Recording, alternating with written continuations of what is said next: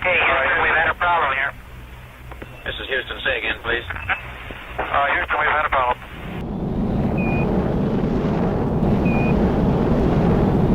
Okay, keep the chatter down in this room. Hey guys, my name is Mike Hopkins, and today I'm going to be walking you through the latest piece we just finished for Diamondback bikes called Mission Control. Now, first things first, intros.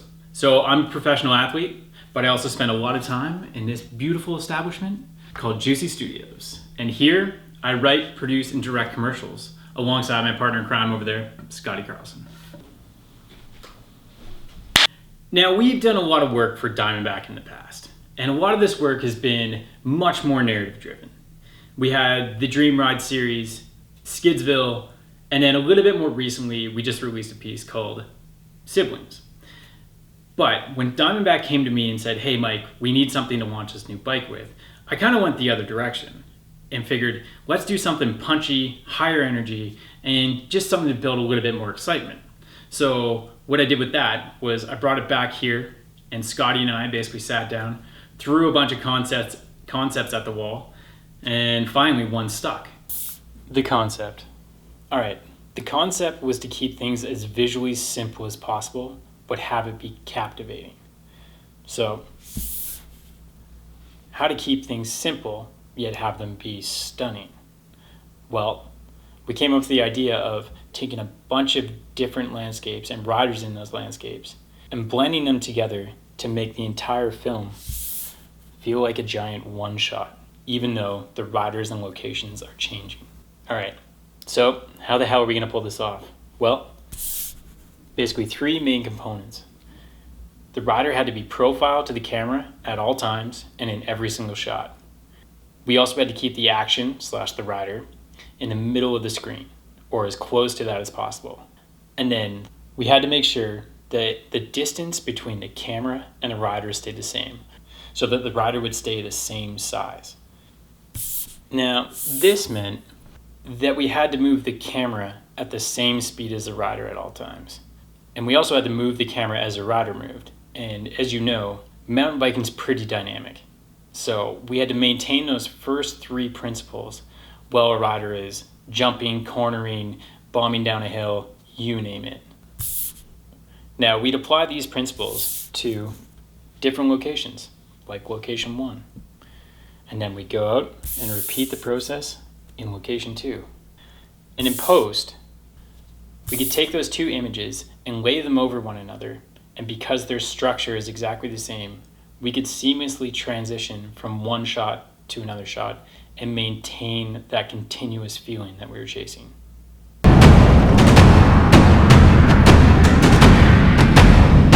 Now, not to go too play-by-play here, but let's just say we got the concept now. We know what we want to do. Now we just got to find places to do it and the people to do it with.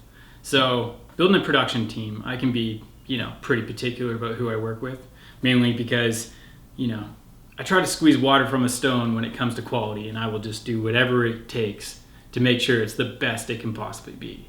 And one of the people that I kind of fall back onto more often than not is Scott Secco. And Scott and I have been working together for years. I think we're like 10 years deep now. And the guy is phenomenal behind the camera. He's an amazing drone pilot. He's got a bunch of the tools that we're gonna need to pull this thing off. So it was like, call up Scott, he was good to go. It was like perfect. The next phone calls were to Michaela Gatto, and she was gonna be the perfect fit for one of the pieces. And then also Riley Horn, who's this, I would say, aerial specialist out of Kamloops, and he was gonna be the perfect fit for the park component of this bike.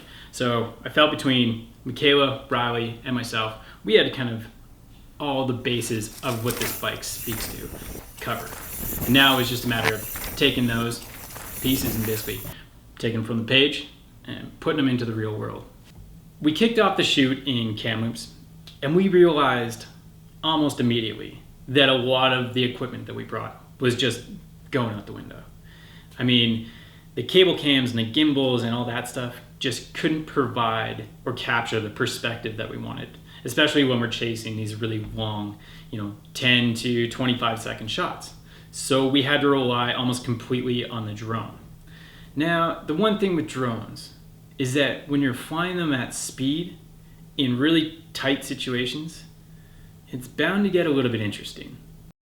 Okay, all flight controllers, go for landing. Retro. Go. Fido. Go. Guidance. Go. Control. Go. Telcom. Go. GNC. Go. Econ. Go. Surgeon. Go. Capcom, we're go for landing.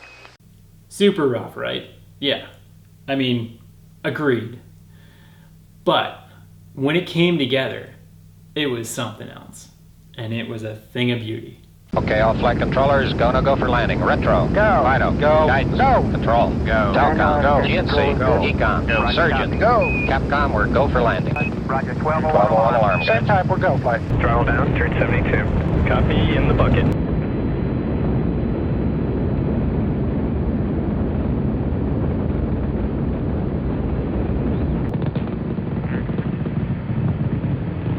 So that shot right there took 21 takes to get, which seems like a lot because it is. But this more or less became the program of the shoot. We would find a location, which were few and far between because the criteria of what we were after was so limiting. And we would post up there until we got the shot. I mean, no matter how many takes it took, we would see it through, put our heads down, just grind it out. And it just kind of became a testament to like the simple is never easy. But I think probably the best example of this is the Sunshine Coast. Now, the Sunshine Coast, we found this one particular location that was perfect. And Seko was hanging out of a truck with his gimbal, and Damon Berryman, our photographer, was driving, and I was posted up on a trail, and we're bombing down this gravel road, just booking it down this gravel road. And we do this 18 individual times over the course of an entire day. And we go home with nothing. We didn't get the framing right on a single shot. It always moved. And if you can imagine how frustrating that is. And we basically went back to the hotel, tails totally tucked, just feeling like a waste of space. But what it really came down to is just seeing things through. You hit a commitment point and you're committed to an idea, and we knew that, all right, just stay the course. Put your head down, stay the course. So the next morning, we get up, crush our coffee, we go back to the same spot, and on our first take, this happens. Okay, we're ready.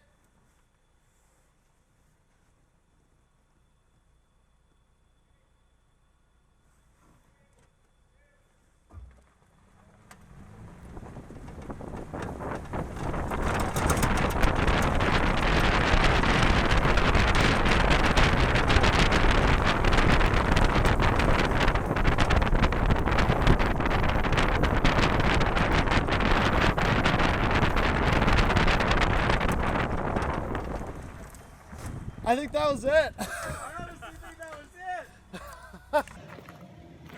Yesterday, 0 seconds of footage. Today, 2 shots. 25-ish? I mean, we gotta look in editing, I'm not really sure. 25 seconds of footage, 2 shots. Crushing. All right, quick little side note here. So nowadays when I'm on a shoot, we obviously have the main objective, but you also have to be aware of the deliverables to the client at the end of the shoot. So I'm constantly thinking about social videos or product hero videos. Now, when we were on the Sunshine Coast, we found this trail that was perfect for this hero shot that I had in my head, and I've had in my head for a while. And the next thing you know, we're slapping tight lenses on Seko's camera, and he's hanging out of the back of the truck, and we capture this shot. So we're all pretty excited at this point. We bring it back here, and I hand it off to Scotty, and Scotty works his magic as he does. He takes it and stabilizes the thing, and then he went a step further and pinpointed the frame, motion tracked it, so basically the frame was locked on screen. And you could see the dynamic motion in the product and in the suspension platform, and it just highlighted the bike in its natural environment, which was super wild. And we just got pretty excited about it because it was kind of hypnotic in a way. So we figured we'd show it to you.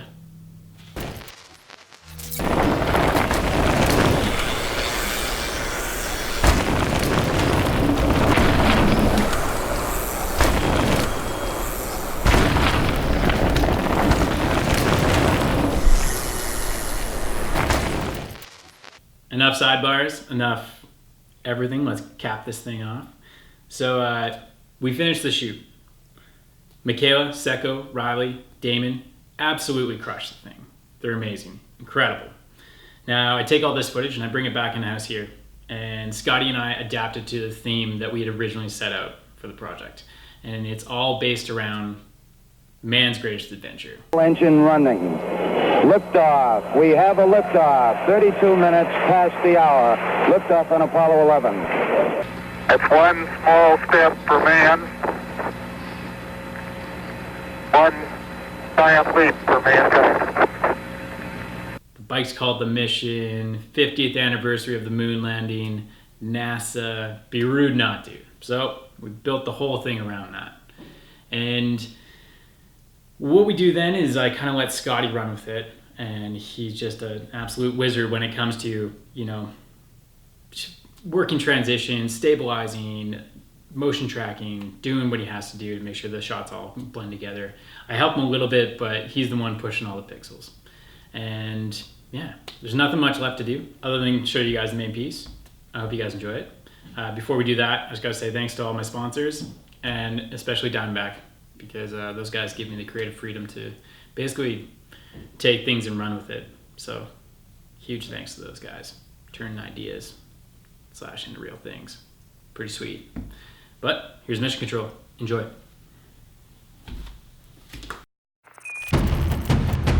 Okay, we're go. We're go. Think tight. We're go. Velocity 2,195 feet per second.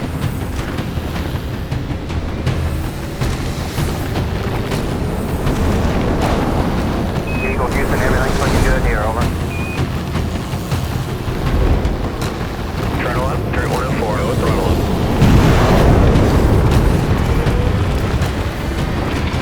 T-minus 15 seconds. Guidance is internal.